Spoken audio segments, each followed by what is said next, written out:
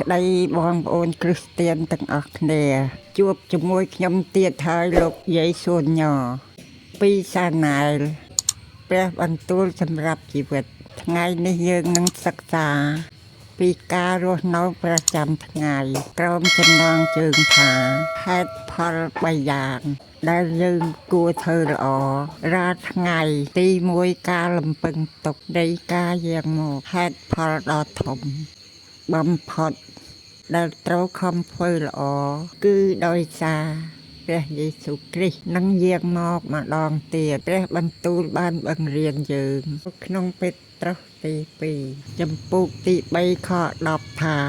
នៅថ្ងៃនោះមេឃនឹងរលាយបាត់ទៅមានតែសំឡេងខ្លាំងហើយធាតុទាំងឡាយនឹងត្រូវលលាយដោយកំដៅ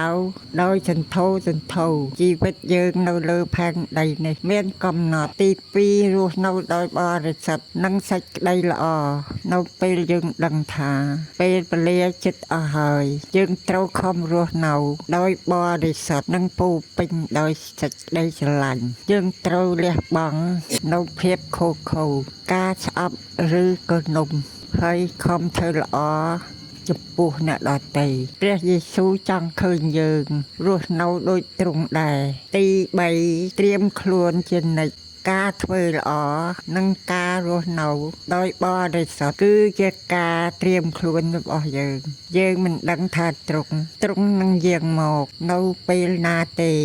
ដូច្នេះយើងត្រូវត្រៀមខ្លួនជានិច្ចដូចអ្នកបម្រើ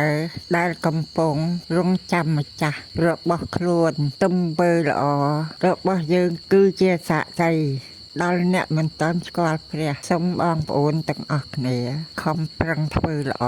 ថ្ងៃនេះរង់ចាំព្រះអង្គម្ចាស់ដោយសេចក្តីសង្ឃឹមសូមកុំភ្លេចចុច Subscribe ថាណែលព្រះបន្ទូលសម្រាប់ជីវិតហើយសូមអរគុណដល់ការឧបត្ថម្ភគាំទ្រ ABA សូមព្រះប្រទានពរអាម៉ែន